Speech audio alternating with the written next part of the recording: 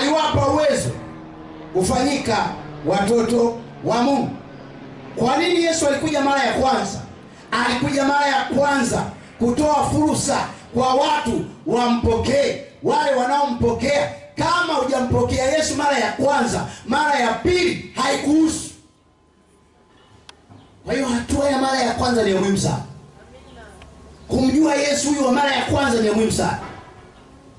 Ujio wake wa mara ya kwanza ni muhimu sana. Kufahamu kazi yake mara ya kwanza ni muhimu sana. Maana mara ya pili anapokuja anasema, tazama yuaja na mawingu na ujira wake umkononi wake. Anapokuja mara ya pili. Na ndiyo maana kumbe wokovu wetu unatakiwa kupitia katika hatua mbili. Yaani wokovu wetu haukamiliki mpaka hatua mbili za ujio wa Yesu.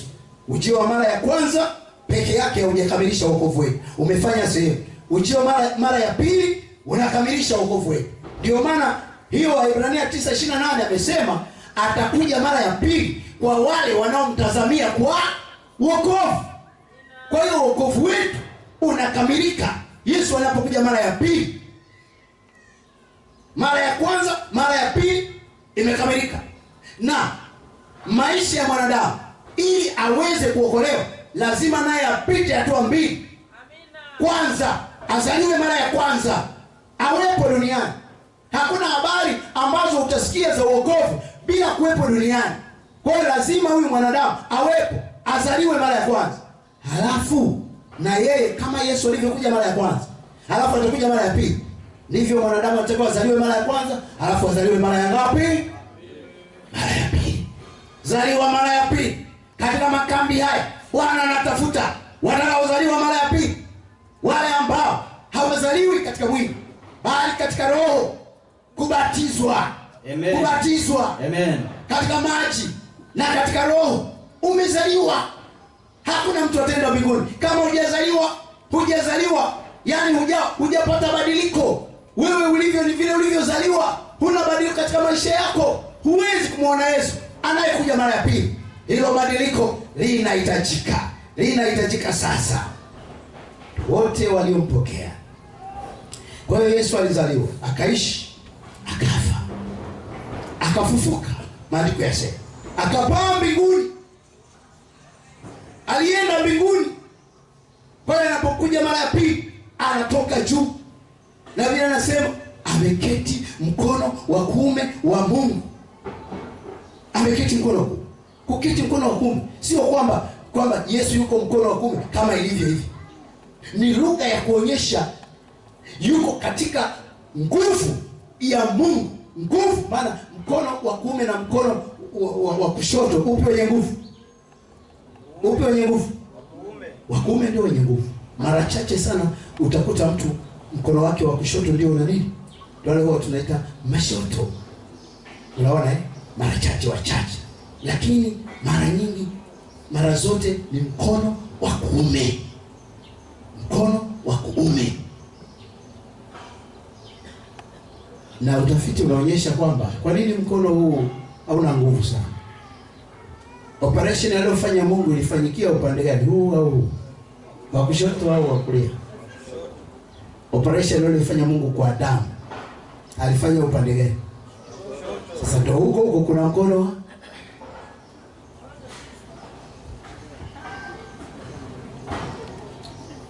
Kwa hiyo Yesu atakuja mara ya pili, maana alikwenda zake mbinguni. Matendo sura ya kwanza fungu la 10 na la 11. Matendo sura ya kwanza fungu la 10 na la 11. Matendo sura ya kwanza aya ya 10 na 11, neno linasema, walipokuwa wakikaza macho mbinguni, yeye alipokuwa akienda zake, tazama, watu wawili wakasimama karibu nao, wenye nguo nyeupe. Wakasema, enyi watu wa Galilaya, mbona mmesimama mkitazama mbinguni? Huyu Yesu aliyechukuliwa kutoka kwenu kwenda juu mbinguni atakuja jinsi hiyo hiyo mlivyomwona akienda zake mbinguni. Mwisho. Nimaliza 11. Naam. Yesu alienda mbinguni wakati watu wakimwona. Watu wa Galilaya walimwona alipaa mbinguni, na malaika wakawaeleza. Wale watu wawili ambao walionekana ni malaika, ndio wale watu wawili ambao walikuja kumfufua Yesu kwenye lile kaburi lake. Walikuja wawili, ni hao ndio ambao hata Mariamu aliwaona. Mmoja akamuuliza, mama, unalilia nini? Wale watu wawili walipokuja walikuwa na kazi. Mmoja aliingia ndani, mwingine aliondoa jiwe, mwingine akaingia ndani akamwamsha Yesu akisema, Baba anakuita, amka. Hao waliokuja kumfufua Yesu akitumwa na Baba, hao ndio waliomsindikiza wakati anakwenda. Wanawaambia watu ya kwamba, watu wa Galilaya, huyu Yesu mnayemwona akienda zake atakuja tena jinsi hiyo mlivyomwona. Yesu atakuja mara ya pili, maana alienda juu mbinguni. Kwa nini hilo lisiwe tumaini lako, tumaini ambalo linaendelea kukufanya usikate tamaa?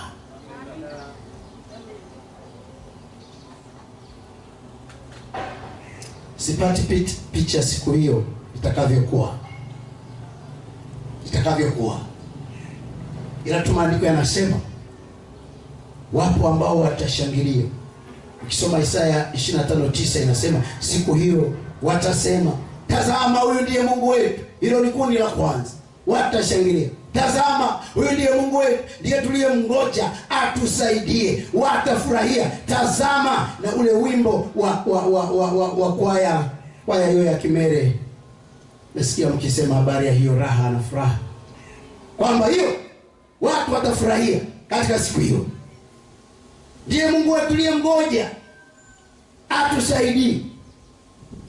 Wakati kundi la pili litasema, ole wetu, milima tuangukie, tusitirini na uso wa Bwana.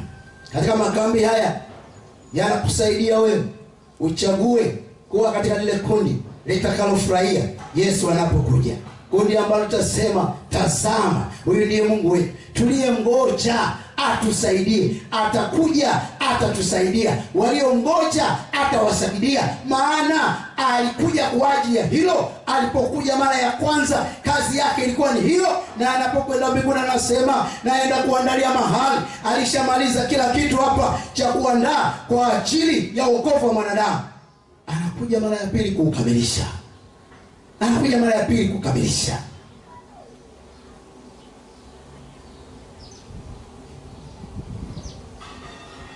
Ndio maana ule wimbo, wasijui atakuja wakati gani, tuliona jana jioni au mchana, bado ni wimbo unaotangaza marejeo ya Yesu mara ya pili. Ni hakika. Ikiwa naamini, nilikuta kwaya moja wanaimba huo wimbo. Ni wimbo wa kitabu, lakini kuna namna walikuwa wanaanza. Wanaimba wanasema, uje Bwana Yesu, twakungoja, uje Bwana Yesu, uje Bwana Yesu. Pengine ni saa ya kupambazuka, pengine usiku wa manane giza, kwamba hatakuja Yesu mtukufu awachukue wake. Bwana, itakuwa lini tutakapoimba, anakuja Bwana Yesu, haleluya, amen, haleluya, amen. Atakuja mara ya pili.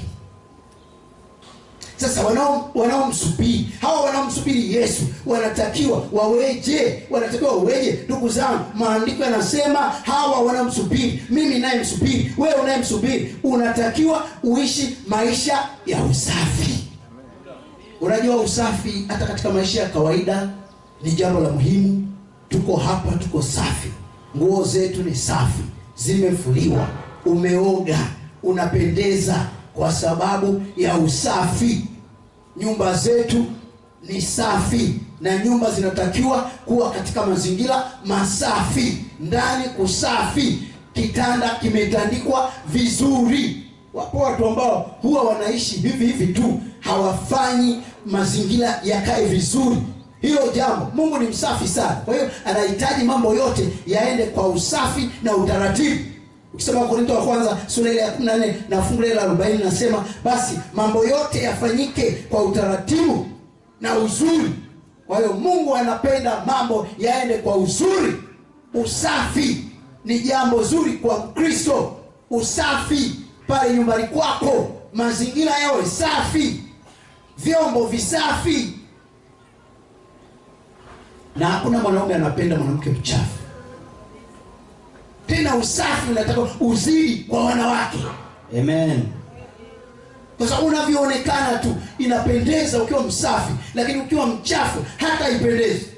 Sasa ndugu zangu, usafi wa kiroho. Wakorintho wa pili sura ya 11 fungu la 3. Usafi wa kiroho. Yesu anapokuja mara ya pili anahitaji watu waendelee kujifunza maisha ya usafi. Maisha ya usafi yadumishwe katika maisha ya wanaomsubiri Yesu mara ya pili. Usafi, Paulo anasemaje anapoongea na Wakorintho sura ya 11 fungu la 3? Anasemaje Paulo?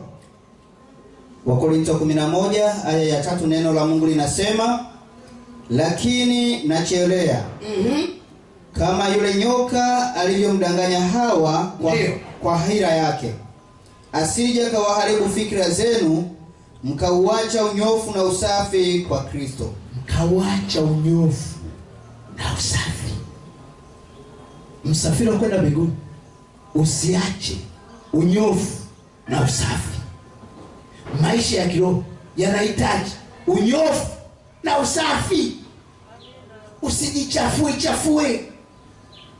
Ni kweli kuna wakati haya maisha unaweza ukachafuka, kuna wakati unaweza ukakosea, kuna wakati unaweza ukapata doa, lakini usiwe mtu ambaye ndio maisha yako, maisha ya uchafu. Anasema msiuache unyofu na usafi. Wanaomsubiri Yesu wasiache unyofu na usafi. Timotheo wa kwanza sura ya 4 fungu la 12. Paulo anazungumza na kundi la vijana pia kwamba unyofu na usafi ni tabia ya vijana wanaomsubiri Yesu mara ya pili. Timotheo wa kwanza sura ya 4 mstari wa 12. Timotheo wa kwanza sura ya 4 mstari wa 12, neno linasema, mtu awaye yote asiudharau ujana wako, bali uwe kielelezo kwa waaminio, ndio, katika usemi na mwenendo, na katika upendo na imani na usafi. Usafi, pendo, imani, usafi. Usafi wa Sabato, usafi ufanyike. Fanya usafi kila siku. Hivi moyo wako unaufanyia usafi? Biblia inasema hivi, maandalio ya moyo ni ya mwanadamu, lakini jawabu la ulimi linatoka kwa Bwana. Usafi unapoamka, kama ambavyo unafanya ukiamka, unaanza na usafi. Lazima ufanye usafi. Hakuna anayeamka bila kuanza na usafi. Lazima afanye usafi. Atanawa, ataoga, atapiga mswaki. Ni usafi.